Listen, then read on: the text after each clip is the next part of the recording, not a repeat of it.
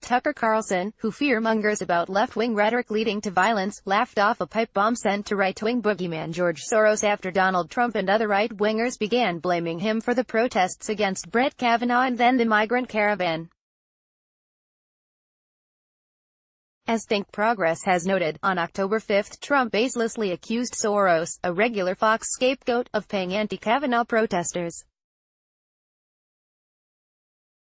The next day, Rudy Giuliani retweeted a tweet calling Soros the Antichrist and calling for his assets to be frozen.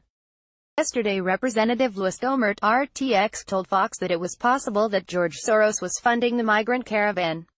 Representative Matt Gaetz, FFL, made the same baseless suggestion last week. Yesterday, a pipe bomb arrived in Soros' mailbox. Inflammatory rhetoric is Carlson's stock in trade, but he tries to disguise his tactics with a cloak of phony civic-mindedness. So, for example, Carlson makes statements such as, "The left is officially out of epithets, all that's left is physical harm. Who'll be the first to call for that? And this splitting the country into tiny warring groups is useful too. Democrats, it helps them maintain their power and so they're happy to do it. Divide and conquer, whatever it takes." Yet Carlson's supposed concern for violence not only evaporated when confronted with the real, potentially deadly violence aimed at Soros. Carlson laughed loudly and derisively when Democrat Philippe Reines suggested a connection between the pipe bomb and Trump. Reines: "In the last 10 days, Donald Trump used the name George Soros for the first time in his presidency, and the guy had a pipe bomb in his mailbox last night, and we're talking about whether or not Sarah Sanders gets her Cornish hen?"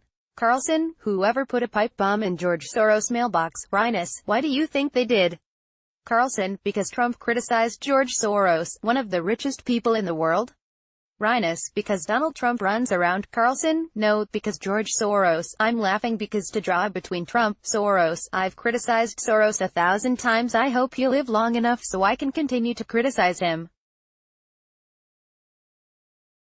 No, Carlson probably doesn't wish Soros any harm. But any person truly concerned about our democracy would have coupled his insistence that there was no connection between Trump's rhetoric and the pipe bomb with at least some alarm and sympathy for Soros. Yet Carlson could not be bothered to suggest to the fan-in-chief or to anyone else on the right that maybe they should dial it down. In fact, even in this segment, Carlson went on to call liberals an angry mob. Watch Carlson prove his utter hypocrisy and lack of decency. Again, below, from the October 23, 2018 Tucker Carlson Tonight, via Media Matters.